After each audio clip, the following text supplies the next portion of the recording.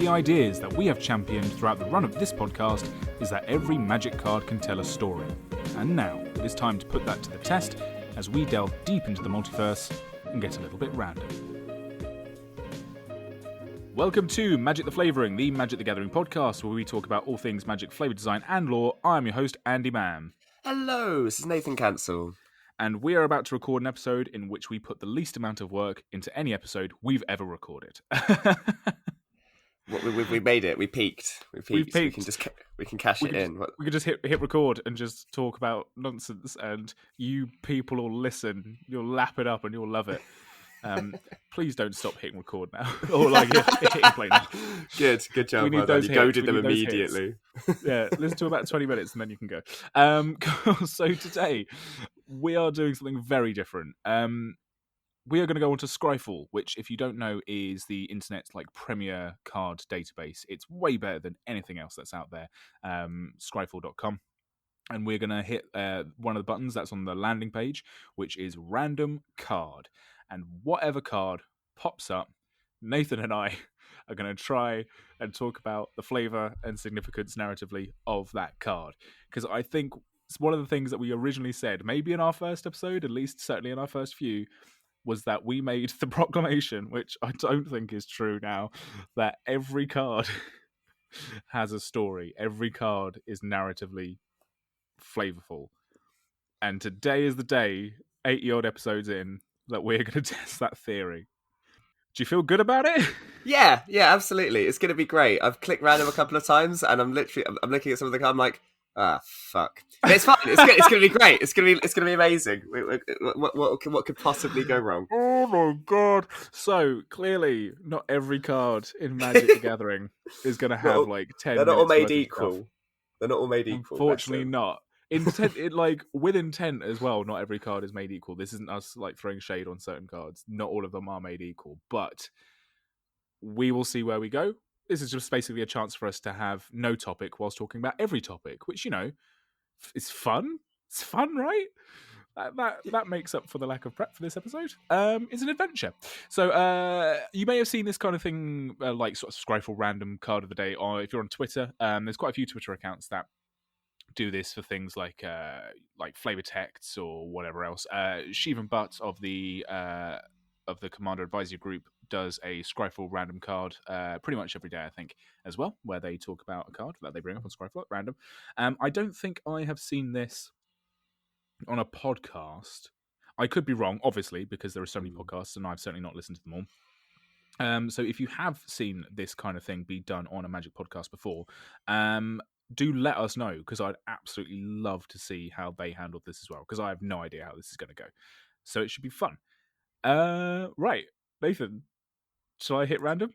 Yeah, do it. Let's all right. Let's go. I'm excited. Our first card of the day is Selesnya Signet, the Secret Lair Drop Edition. Well, that's an easy one.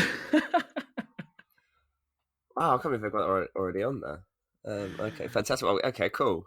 Good. Yeah. So this is the Dan Fraser artwork that we spoke about pretty much at length 3 episodes ago, about how these Dan Fraser obviously did all of the Moxen, the original Moxen, and has done brand new works for all the signets. We didn't actually speak about Selesnya Signet though. We spoke a little bit about the Boris Signet and Dimir Signet as well. I think we also spoke about a couple of others. He also did Arcane Signet for that Secret Lair as well. We didn't really mention that at all. But yeah, Dan Fraser, talk about an artist that's been in Magic since almost day one, right? I'm looking through his card image gallery now. I mean, stuff like he's got Goblin Matron as one of his cards. Do you know what I mean? It's just, he's so prolific. Yeah, I'm looking through Berserk as well is a big one that just hasn't ever been reprinted. There's a lot of cards that he's done that stand the test of time. Also, he's done a fair few cards. I want to say quote unquote recently, even Time Spiral. I didn't realize that Dirkwood Baloth was one of his, but yeah, you've got Enlightened Tutor, Fire Covenant, lots of cards that you play that haven't had updated artwork, and I think probably deliberately, because it does harken back to the simpler time, but still also feel fairly relevant. Yeah, I mean, some of the cards do feel a little dated, but I mean, I guess his Signet specifically does, right? Yeah, this is one of the things that we spoke about, I think, when we were talking about this secret layer drop, is that there are certain arts that you kind of think, yeah, this is how Magic was in like the 90s and early 2000s, and that's kind of cool for then, but no, the aesthetic has changed, and it's okay to say that the aesthetic has changed without you necessarily taking a shit over everything that's come before. You do get a lot of players that are a little bit maybe overprotective and over-reverent to artwork that's a little bit older. Mm. And I sort of bulk against that in a similar sort of bratty way. I'm like, oh no, you're just talking shit. Oh, it's great. But genuinely, I think Dan Fraser, the reason that the artwork that Dan Fraser puts out is so iconic is because it really hits that old school 90s vibe without necessarily being just bad. You know, like objectively or subjectively speaking, whatever. Selesnya Signet is an interesting one, I guess sort of on its own, because all of the signets in this drop are meant to be representations of rougher estimations of this the Ravnican guild symbols, as if they weren't necessarily from Ravnica. Like they all kind of harken to them without necessarily being them, but they are all Mm. still jeweled representations of them, is what I'm guessing. There's like a narrative on a narrative with these signets. And what I really love about the Selesnya signet is that it is a tree in, I guess, like earth, or like it looks like, you know, a palm fronds or whatever.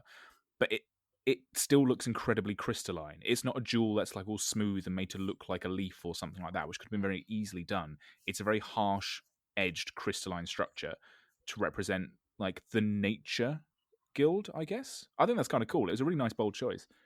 Mm. I think it's interesting that the way that the necklace like attaches to the, or at least the way the jewel attaches to the necklace, technically it would fall the other way. Sure, So it's at the it like would base, right? Yeah. yeah. So weight wise, I think it would fall down instead of being up, which is maybe interesting. That they could have shown it like the way it would normally fall gravity wise, and people just wouldn't get it. It's like no, look, it is still a tree. It's just not Yeah. necessarily how it would be worn or exactly how it would look. Yeah, I mean, again, they also have that. It's quite nice that they've done. This is one of the ones that has like a more complicated kind of swirly ink stain background kind of I was just effect, thinking that, because it's yeah. something again you don't see again in like modern, like you don't get nebulous backgrounds. Everything is within context, within a place, within reason. Like I mean, there's some cards that have released recently that you could Oh, there are probably always argue outliers, but it's definitely not the Vogue style at the time, is it? no, because you want to have that feeling of, well, we said this about the Mox a while back with when we talked about the secret, not secret, the was it the modern, not the modern horizon, which one that had Chromox and that was in the spacies, it had the box topper. What was the box topper Mm, horizons? Time Spiral Fuck, Remastered? no, before Double then. Masters? Double Masters, there we go, Double Oh, Masters, we got there. Christ. There's Good, I too know, so much. many sets. I just found out, like, I literally, so we're recording this on Thursday morning. I just found out, because obviously of time zones, they're doing a fucking preview for Innistrad later today. What? Yeah. Already? What? For God's sake, like, Sort it out. Stop it. just calm Yeah. down. Calm Yeah, down. so yeah, whether we talked about that in an episode about how it's quite nice to see people holding the mana rocks, right, and using them Yes. effectively. Whereas it's the opposite, right? This is very much it feels like if you were to, it feels really delicate. This Selesnya thing. It feels like if you were to crack it, like the magic would just pour out of it rather than kind of using it as a prism. But also, this does also look kind of like a prism. I could imagine, you know, funneling colorless mana, as it were. However you do that in the realms of magic, that's something we need to talk about. Is what does generic mana look like and feel like compared to what colored mana looks like? Oh, I And see what feels you mean. like. Yes. You know what I mean? Because obviously Yes. you're filtering it through. It's like this prism effect, right? And that's one of the things I like about a lot of these signets is the dual effect. Because some of the signets you see in from Ravnica is like the Orzhov one is like it's a medal. You know, like, and I think we've spoken about it specifically. It's like, how do you get mana out of that medal? Is it like, how is it working metaphysically? Whereas with all of these, they look like jeweled prisms that you do funnel mana through, and it kind of, you know, kaleidoscopes out into the colors it's supposed to be. Yeah, for sure. Cool. Well, that was an easy first one. Shit. Okay. Do you want to randomize? Yeah. Okay. Okay. Fungus sliver. Fungus Sliver. Yeah. Is this the Time Spiral Remastered print? It is the Time Spiral Remastered print, yeah. Cool. So just to let people know kind of behind the curtain, so both of us have Scryfall up, and one of us each is taking turns to randomize, and then the other one has to look up the card. So apologies if there's a little bit of delay on that. So yes, Fungus Sliver. So 3 and a green. For a 2/2 creature fungus sliver, all sliver creatures have, when this creature is dealt damage, put a 1/1 counter on it, and the flavor text reads, when a sliver of this breed enters the hive, the others claw each other in frenzied fits, thereby ensuring their rapid growth. Rakuramel Field Journal. Yeah. Oh, but the art is by Daniel Gellan. So slivers are kind of an interesting one, right? I honestly don't know how much I like slivers as a tribe. Sacrilege or no? Justify it. Okay. Give me some semblance of why, and then we'll see if it's sacrilege. So I think, and this is in a lot of fantasy media. I'm aware slivers are a very popular tribe and a very popular build round. In media, I've never really rooted or gotten into the. Oh, by the way, if anyone can hear that noise in the background, that's because Nathan has a gardener outside. Oh, is it? You can hear it now, can you? Just a Right, little bit. Just a yeah. little bit. It's fucking typical. I will try and cut it down as much as I can. Any sort of like throwaway, almost like faceless, generic like horde thing, I just don't know how much I really buy into it. Like I can't empathize with them. Like I guess like if you watch like Marvel films, like there's always like just the Chitauri or just endless amounts of robots that all look the same, you know. Mm. And I kind of feel like slivers, as much as I guess an individual sliver is interesting to illustrate because they do have an aesthetic, but you can obviously do things within that aesthetic. And obviously, there's not counting the when they tried to reboot slivers to be almost like humanoid in a way. Well, that's a whole other conversation. Yeah. So I just kind of feel like just if you were to lay out all slivers in front of you, and because they all have the same ability essentially, which is all other slivers get whatever. I just don't know if as a design space they really have. It's almost like they have too much design space because you can just do whatever you want. Yeah, I guess it's like tribal, but without the jumping through the hoops, right? Yeah, and I really don't. Everything naturally interacts I don't with like each that. other. Yeah, exactly. Okay. It's like when shapeshifters were like kind of boring right up until Kaldheim for me personally, because with Kaldheim they actually got their own personality, whereas before it was like, well, they're kind of everything, and you're like, okay, well that means they're nothing then. Yeah. Yeah. Well, I guess the original changelings kind of served the function of being in a class and tribal environment, so they kind of they managed to then go, oh, let's just make certain creatures that are everything, so it works. Yeah, they were mechanical inserts. Yeah, right? Yeah, sure. So, in terms of why I think it's a little bit sacrilegious is taking away from their attempt to soft reboot them, which clearly everyone hated and they've gone back on. I don't think we're ever going to see those types of slivers again, which annoying because I thought they were quite cool. I thought just from a visual design point, I think they looked cool. If you started with that, fine. But the fact is, slivers are one of the most iconic tribes. And when I first started playing Magic, it was, me in my room, like just happening to have a bunch of cards from various old sets. Again, like the story of I found a bunch of cards in the playgrounds and kind of had to figure out the lore myself. The Riptide Laboratory project, that was one of like the scariest, I don't know scariest, but at least it felt like the most story, in terms of story implications, most intimidating kind of flavor beats that kind of came out of the flavor text for the cards. And again, the fact that you could see all the slivers having the exact same visual aesthetic of this one claw, this kind of weird, it almost feels a little bit alien-y, like xenomorphy, and the fact they kept talking about the way they started with slivers and the fact they erupted out, and then almost this like the aftermath of this biological apocalypse almost. Like for me, they had this weight and this kind of flavored integrity because they were very intimidating. They were kind of unstoppable, and then they kept being, there was an overlord and there was a queen, and it was like it felt like it had a lot of gravitas. And the fact they're very much like like xenomorphs, like from Alien and Aliens. Exactly. Right? Yeah. So for me, I felt that yes, okay, just having the same kind of ability on all of them is a bit generic, but that inexorable building of keyword soups kind of really plays into how I imagine they would feel if you lived within Dominaria when all this stuff was going on, of where they keep learning from each other. And there's so many little flavor texts that show them to be so intimidating, so scary. The idea of like, I can't remember, one of them is basically that they all of the slivers stopped in a moment, and then there was a ripple of chittering, and then they all like grow a second appendage all at the same time. This hive mind aspect, like that's terrifying. That's absolutely terrifying, and it does feel like that when you're playing against them. That it just constantly builds, and there's no real way to take them down unless you have to, blow up the world. Like a wrath is one of the only ways that slivers kind of roll over, and that they usually take something like a merciless eviction or damnation. Like it takes a big ass effect to kind of like stop them, and even then they just come back again. So I guess it depends on like your era of Magic. Like even myself, I didn't play properly when the set was coming out or notice as they were like first introduced slivers. But as someone who kind of picked up their first sliver cards, not really knowing too much about them, and the flavor of them speaking volumes of their character integrity, as it were, for faceless nothings. Like again, I feel like they have a surprising amount of character and a surprising amount of like story depth. Also, it's a fungus sliver and creature type fungus sliver. I Mm. always like it when they just have that, when it's just something simple Like like that. skeleton Like archer. exactly, yeah, like lizard warrior, that kind of thing. Yeah, Yeah. it's cool. Daniel Gellin, obviously, I mean, this is another artist that's just like so synonymous with early Magic.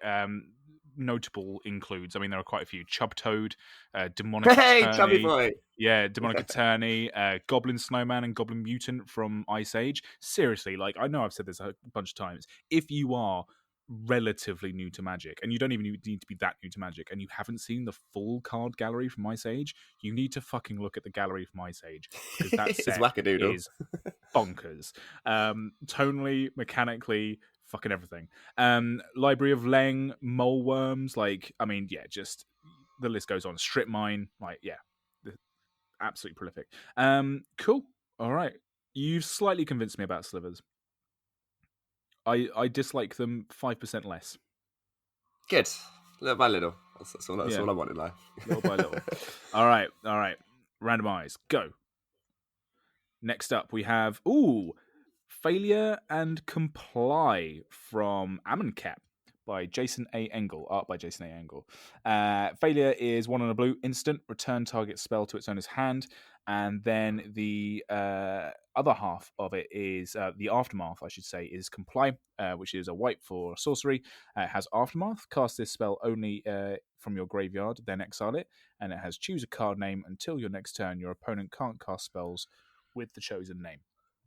So this is one of the split cards from Amonkhet, where it was the aftermath was the mechanic where you either played the sort of top half of the cards, you'd play Failure, and then when it enters your graveyard, you can play Comply, obviously at instant sorcery speed respectively, or obviously if it gets milled or discarded or whatever into your graveyard, you can do that. Aftermath cards are very, very fun to play around with.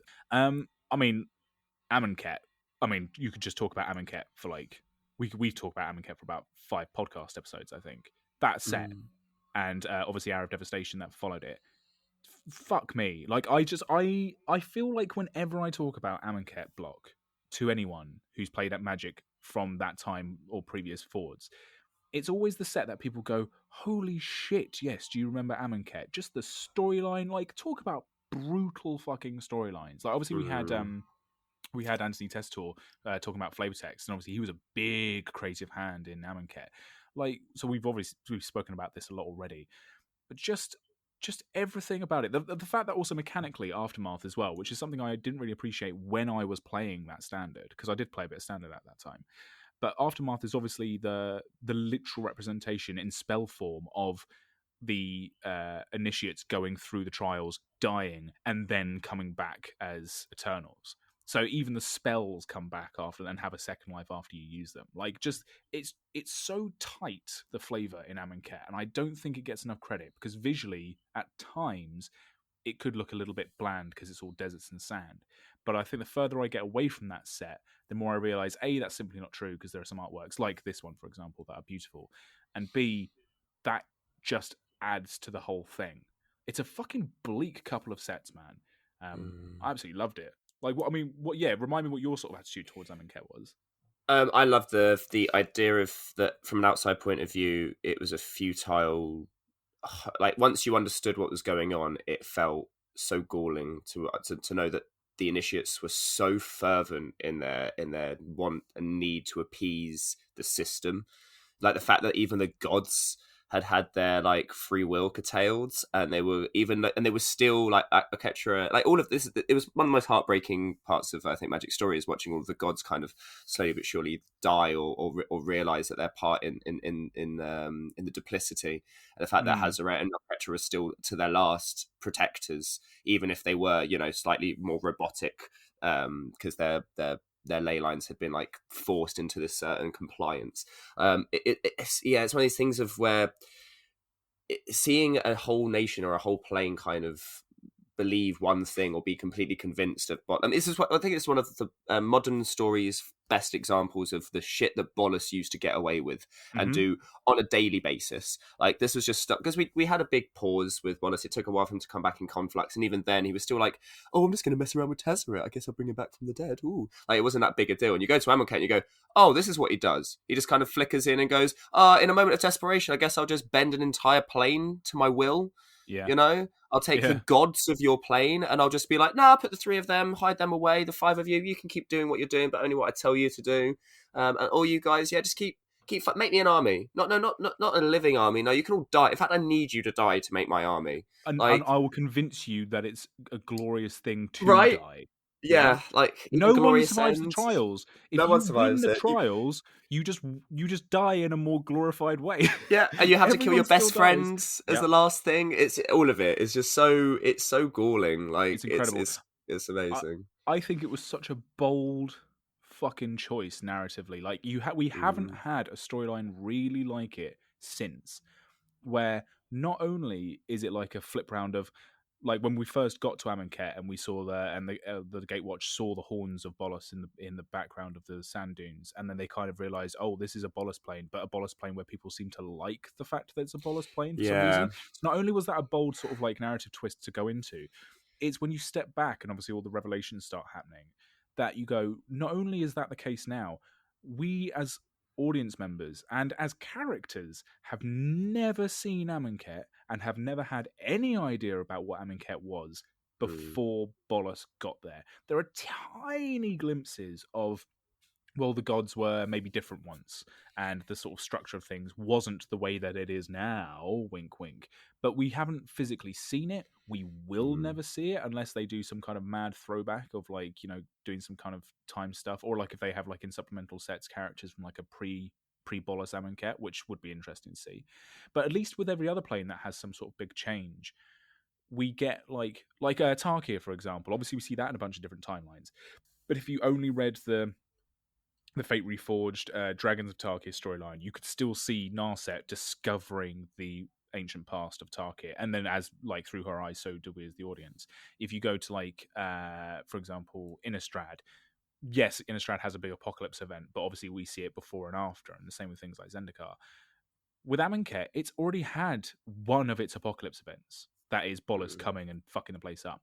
It's now just gearing up to the culmination of his plans, which is another apocalypse event. Just what? What? Yeah. Like that's I think the plan was just crazy. leave it in tatters and never come back to it again, right? Whereas they managed to at least hold a semblance of their society together. I mean, I feel like we will go back to Amonkhet at some point. Like, I feel like the hint of Crested Sun there, showing that it's Oh, not and just Basri as well. We have a planeswalker yeah. from there who's still Like, I running feel like around. Anthony, because no, that's Theros. Nicaros is from Theros. Yeah. Are you talking about Summit? Yes, that's it. That's Samet as well. There we go. So there are characters within that I think we could go back to see. Like obviously Hazaret, we know is still alive anyway. I feel like there is still storyline there, but again, you can't. I kind of don't want to because it kind of messes with that with the succinctness. I think of that of going in at the 12th hour, right? 1 minute to midnight on the D-Day clock, and we kind of see Mm, that minute strike. And like it was such there was such a large amount of gravitas with the Razaketh story and kind of like the coming of Bolas, like because we know from the get go like that this is going to be bad, right? But no one else seems to understand it, and that slow realization that your entire religion and everything that you've built your life around is a lie and a ruse. Yeah, it's really intense to kind of to read along with and kind of see, as say, mm. the entire society and A, understanding a kind of fall apart ruse, around them. a ruse that doesn't even really involve you or your plane. It wasn't Amonkhet was never the prize. That's almost No, like they were more insulting. used. He Yeah. he just wanted the Lazotep and the people of Amonkhet. That's all he wanted, and he thought, "What's the best way for me to like sort of manufacture this army is to get them to do it for me." Fucking Mm, crazy. And obviously, like through War of the Spark and kind of some little teeny weeny bits of like Ravnica Allegiance. We also got a lot of the aesthetic of Amonkhet because obviously that's Bolas's army and his whole deal at that point. They make it very Amonkhet-y and very sort of ancient mm, Egyptian. They even kind of make Bolas. he's kind of, pharaoh god at that point, so he's kind of in his pharaoh god get up as well. So we do get like a lot of the aesthetic from War of the Spark, which I really enjoyed. Like seeing Ravnicans fighting like Eternals and things is pretty cool. Just, I mean, on this card, we haven't really spoken about this card specifically, I guess. On the supply side, we see one of the few instances of male coded angels, which is kind of cool. Like how you call them coded, yeah. So obviously, Bonus doesn't know how to make ladies. Well, and also like angels don't like. I guess almost literally they don't really have gender because they're not. Yeah, like they're mana constructs. Generally, yeah, exactly. They They don't have genetics, as it were. Yeah, so I'll say male and female coded. People can correct me if I'm wrong, of course. No, I think it's a good way of calling it, because that is essentially what he did. Because it's funny that he makes angels and he kind of makes. It's almost, you should be able to tell immediately as soon as you see an angel going, "Why is that a male angel?" And Boris is like, oh shit, wait, do they not come in male form? Derek, you fed me the wrong slide. I thought they came in male form. No, fuck. I'm trying to run a business here, Derek. But it is cool to see. Like, it is a nice sort of design space, and the fact that, and also just like merging that iconography of the kind of very modern Christian idea or Judeo-Christian idea of what an angel would look like, pop culture wise. Because actually, like, read the Bible. Like, angels do not look like this. Or they're weird ass things. They are not cool. They're eldritchy, i.e. wingy, norm. Yes. So like pop culture angels with a ancient Egyptian, like, North African twist. So it's it was a very cool aesthetic, and obviously that always carries through. Jason A. Engel, of course, I mean, will most recently, I guess, be lauded for his work on all the constellation arts for not only the demigods and gods from Theros Beyond Death, but also the Secret Lair, where all of the original 10, 15 Theros gods got constellation treatments as well. I mean, and AFR, he's done a bunch of stuff for Revenge of the Forgotten Realms, and sets all over. He's actually done a lot of stuff recently. I forgot the Grim Wanderer's him. Like even things like Herald of the Pantheon. He's got a lot of good cards that have been out recently. 100%. Very cool. So yeah, very cool. All right, your turn.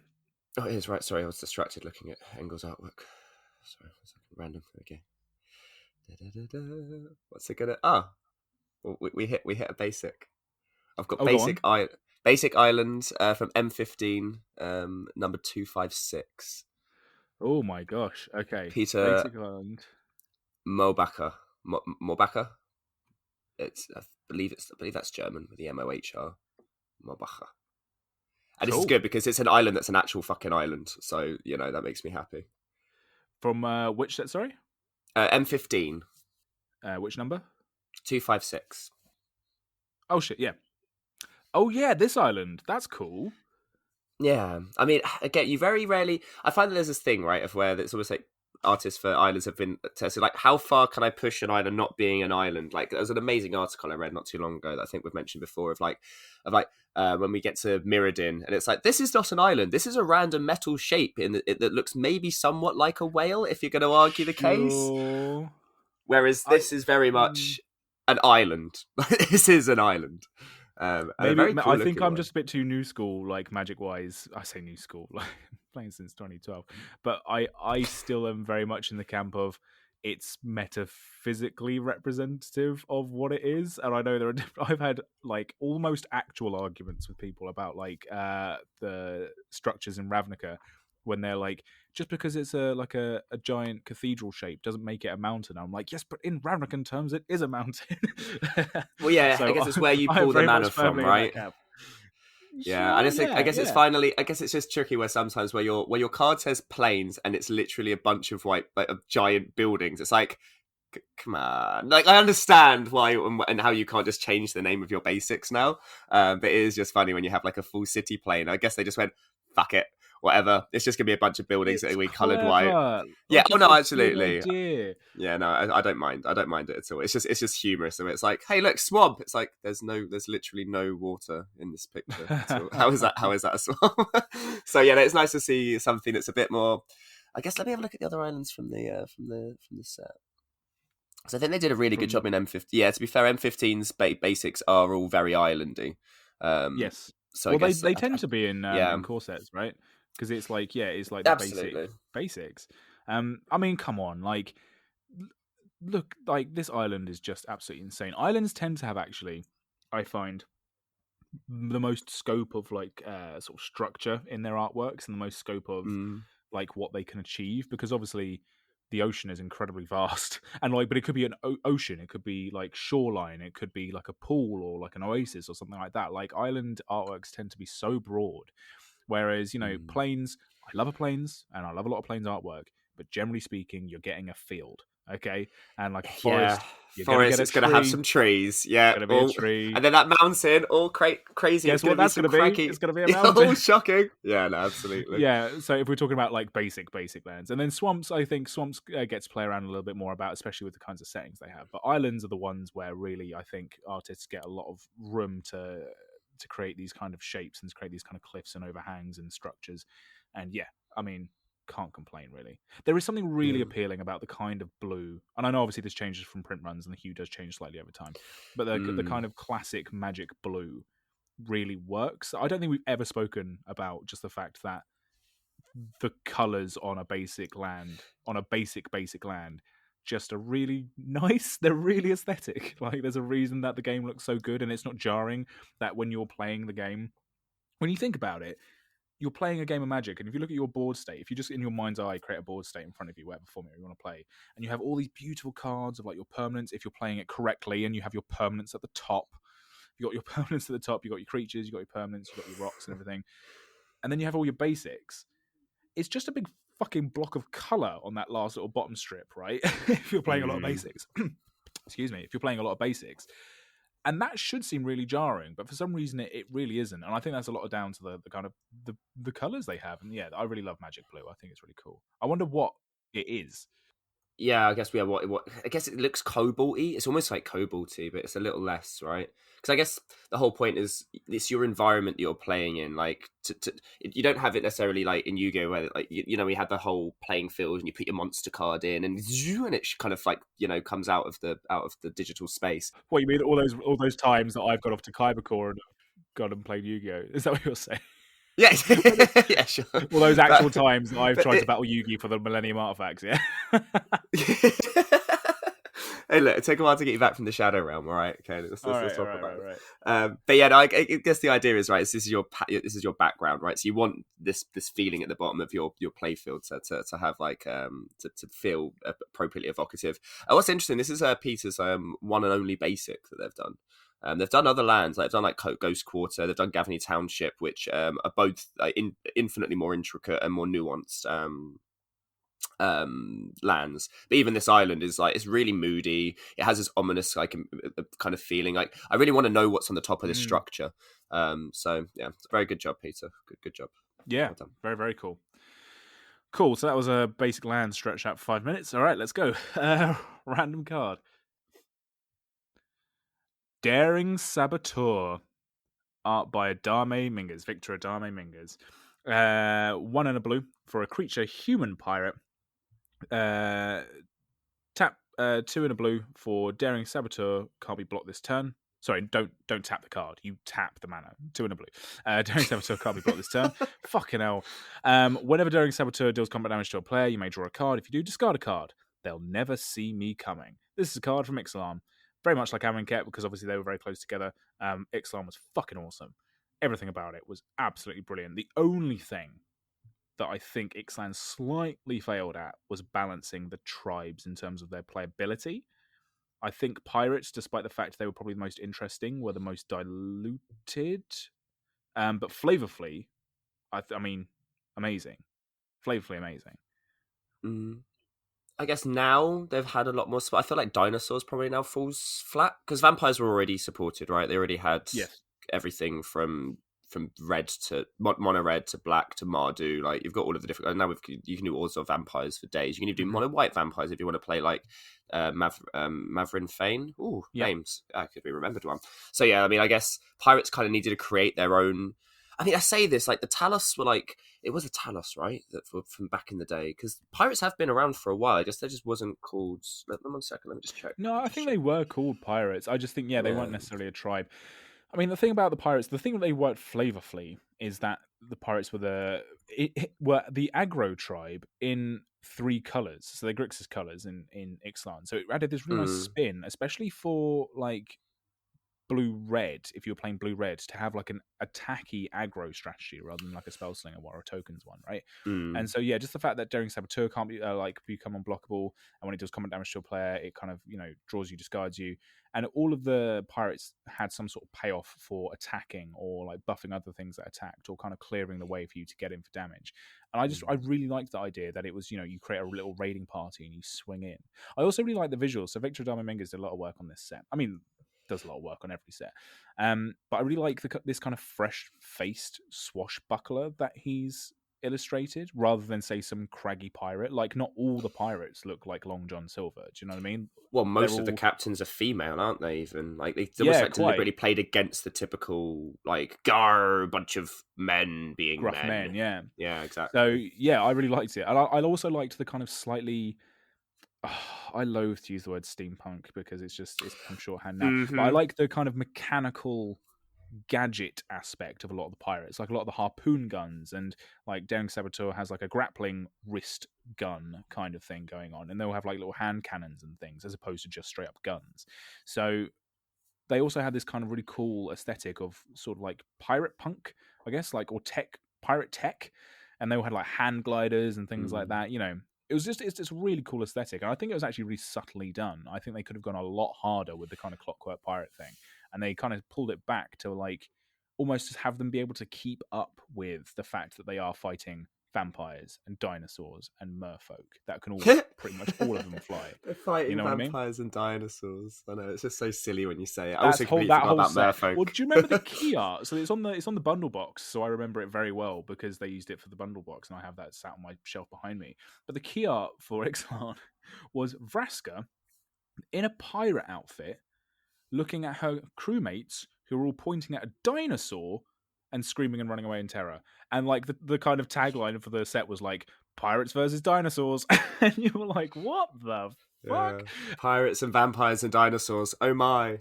Yeah, and then the pirates like, oh, and also in the pirates, there's like orcs and the goblins are kind of like monkeys now, and like there are sirens and shit knocking around. You're like, what the fucking hell? No one's batting an eye at the Minotaur captain. No, they all just accept he's just a bull man. Okay, cool. Like it was a set that looked so unto itself and had so much of its own aesthetic, whilst also pulling on things like Mesoamerica aesthetics as well, Mm, that it was just it's this is one of those sets which I think is just like pure magic, where magic really does well to have their own thing whilst pulling inspiration rather than just you know pillaging. yeah, Like it felt just, like oh, what's the world religion we're gonna like base this on today. yeah, it was like an isolated Dominaria, right? Of where you got a big hodgepodge of different things that just worked because they all kind of fit within a generic fantasy setting. It was quite Hmm. funny to have all of these like jade kind of Armor and what's it? stuff and weapons. Armor, exactly, yeah, Yeah. but alongside, as you say, the steampunky kind of feel, because the pirates kind of push in terms of like real world Earth timing, like that's pushing kind of up towards the turn of the century ish. Hmm. Like, I Hmm. mean, you could argue that Kaladesh is like neo future and things like that. I mean, trying to compare magic sets and timings to like real world timings is kind of a bit difficult. Like Innistrad's Oh like yeah. Victorian esque, that kind of thing. So yeah, as you say, you look at the steampunk and you kind of look like this could almost be like quote unquote modern day, as it were, but I'm glad that they kind of still kept it whimsical enough that they didn't quite go, here are guns. I mean, there were literal cannons in the set, but I it mean, they didn't had feel cannons. out of The place. cannons, for some reason, don't It's feel as bad. gunpowder. It's fine, right? Apparently. A submachine gun? Not all right.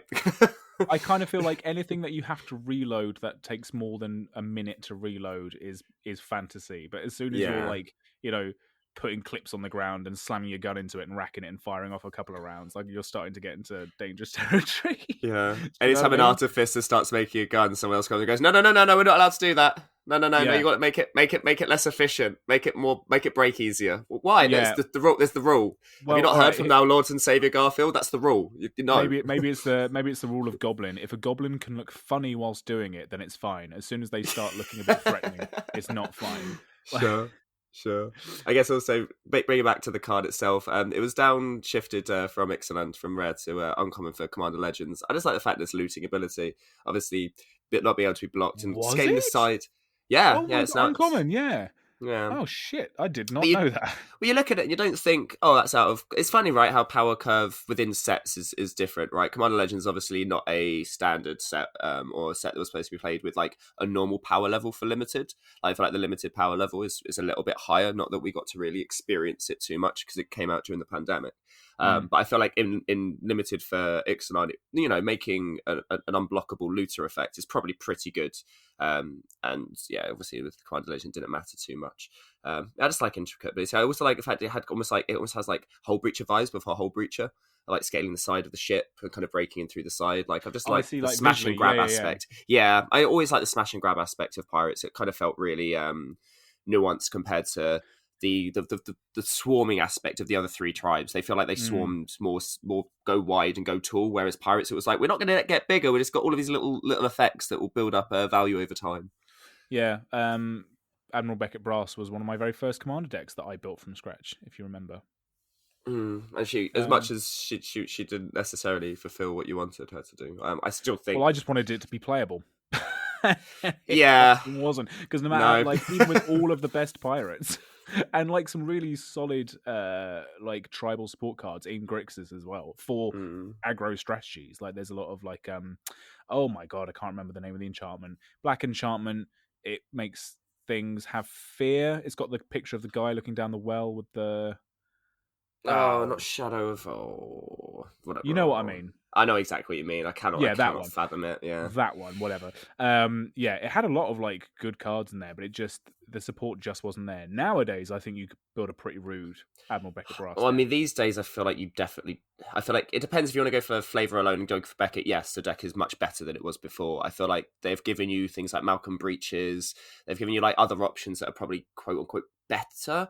I don't know necessarily what Black adds apart from things like Patriarch's Bidding, getting everything back from your graveyard, that kind of idea. I guess they're two very different types of deck, right? It feels like Malcolm Breach is like a combo-y deck, whereas Beckett Brass is like a slow value kind of tricky deck. Whereas Malcolm Breach is like, let's go hard, let's go fast, pillage, plunder, attacking with those are like small. I feel like they have very different kind of themes, I guess, which is good. If you can manage to give Pirates all these different directions, then I think it's quite clear we like Pirates. We've talked about Pirates nebulously without talking about Derek Sabatul too much. So clearly we like Pirates. Pirates are a good try. Pirates are solid. All right, next up. Is it me? It's me, isn't it? It's you. Yeah, this might be our last one, I think. Okay. Make it a good one, Scryfall. Come on. Okay. Right, cool. Brine Shaman. Brine Shaman. This is from Ice Age. Fuck, of course it's from fucking Ice Age. Okay, Brine Shaman is 1 and a black for a creature, human cleric shaman. Tap, sacrifice a creature. Target creature gets +2/+2 until end of turn. 1 blue, sacrifice a creature, counter target creature spell. Flavor text reads: The shamans of Merit Lage do her bidding in secret, but they do it gladly. Halvar Aronson, Keldoran Priest. This is exactly what I'm fucking talking about with this fucking set. Oh, the artwork, by the way, sorry, is by Cornelius Broody. So this is a Merit Lage card, essentially. Yeah! So Merit Lage! Merit Lage is the OG flying spaghetti monster of Magic the Gathering before the Eldrazi kind of came. Fuck you, Emrakul. You're not original. Yeah. So like the kind of whole like Cthulhu mythos from Eldritch Horror fantasy is that a lot of it, like they're from space. There's a lot of. I mean, we've done this before as well.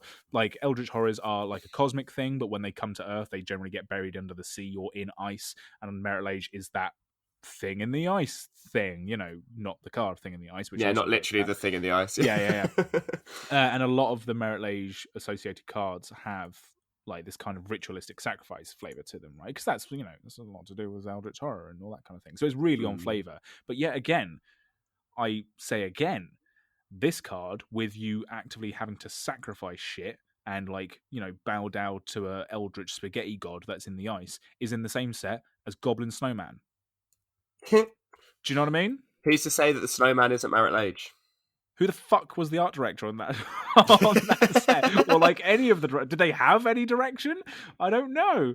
Like it's just so I just find it so funny. And this isn't me dissing Ice Age, by the way. I've now just got Ice Age up in front of me. I'm not talking about this card just yet. I've got everything about this set is just just screams 90s Magic because of just how utterly all over the shop it is. Also, the card Deflection has the most Dragon Ball Z artwork of anything that's ever not been Dragon Ball Z. So look that up if you want to look that up. But yeah, this is just absolutely emblematic of what I'm talking about with this set in terms of its tone and flavor and what it's trying to achieve.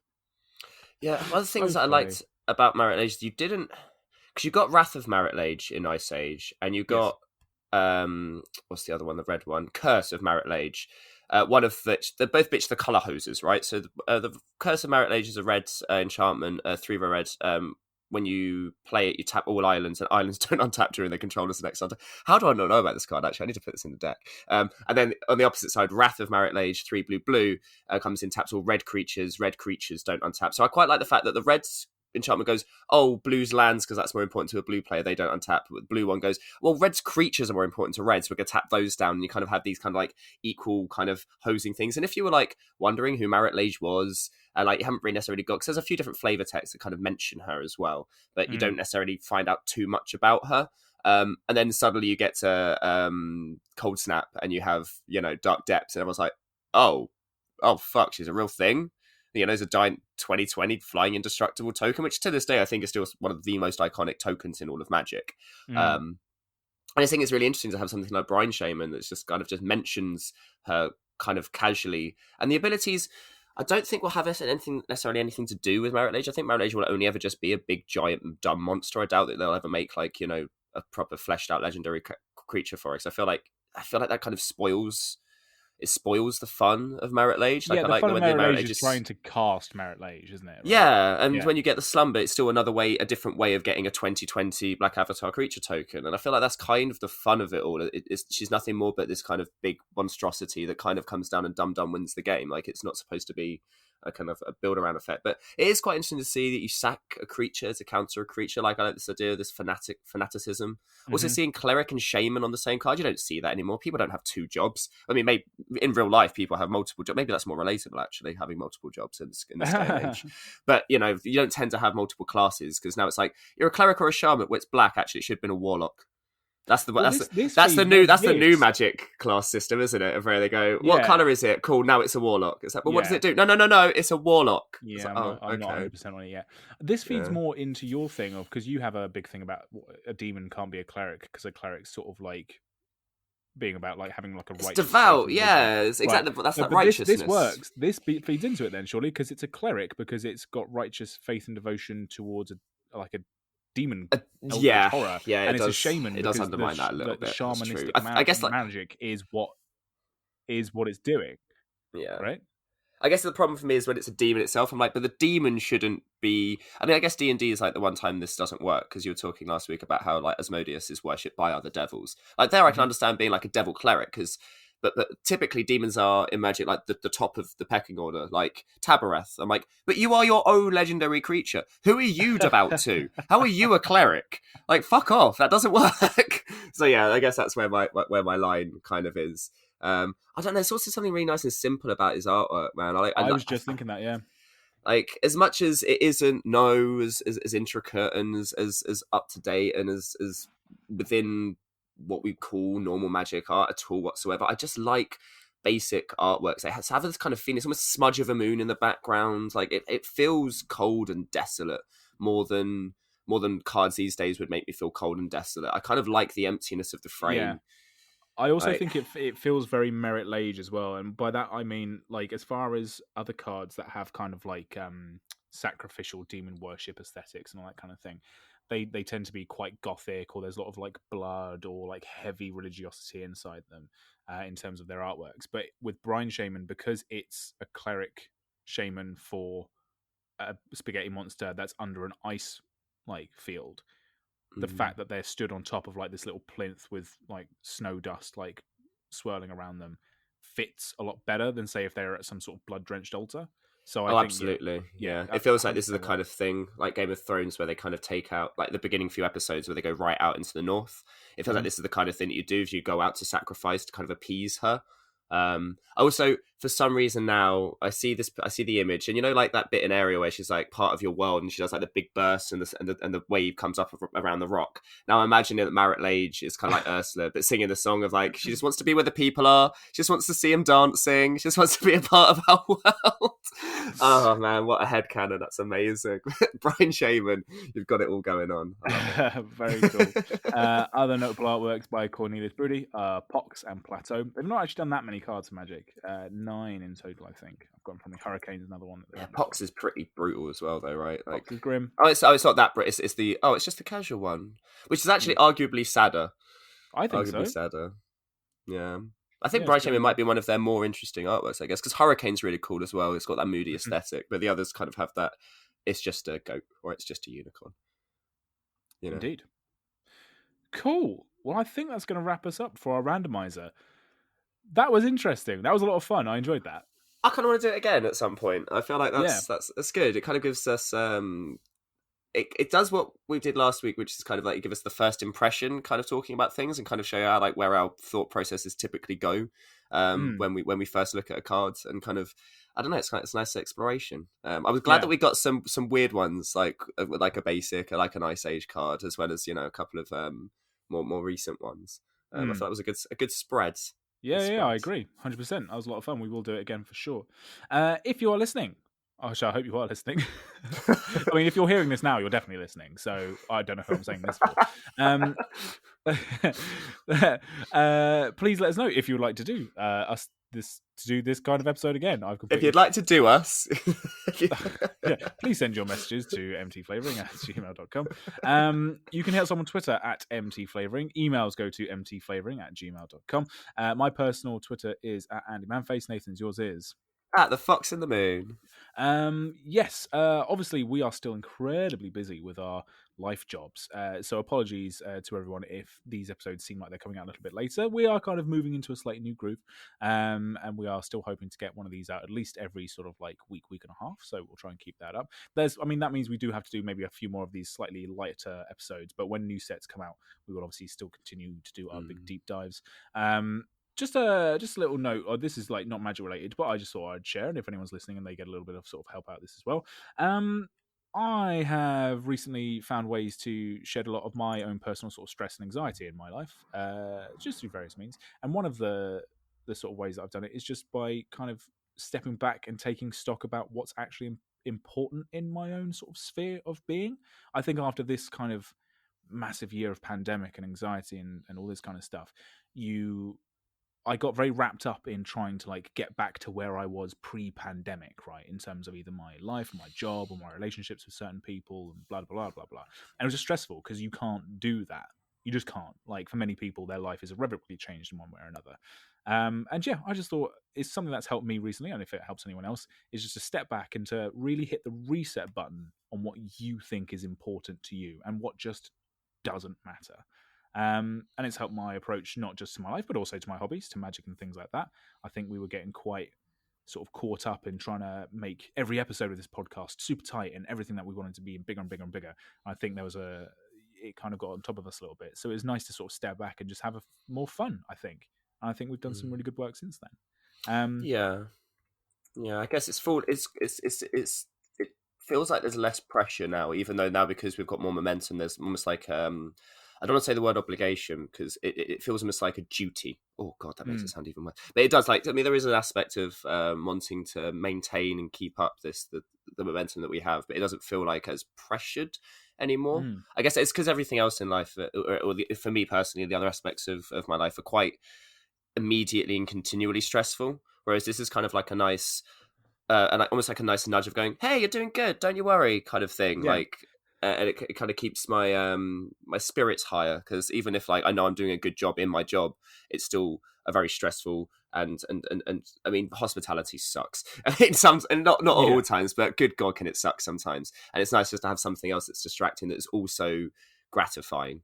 that you're getting something out of it. So, and a huge part of that is down to you listeners. So thank you so much for listening to this podcast over the past sort of few 80 episodes or whatever.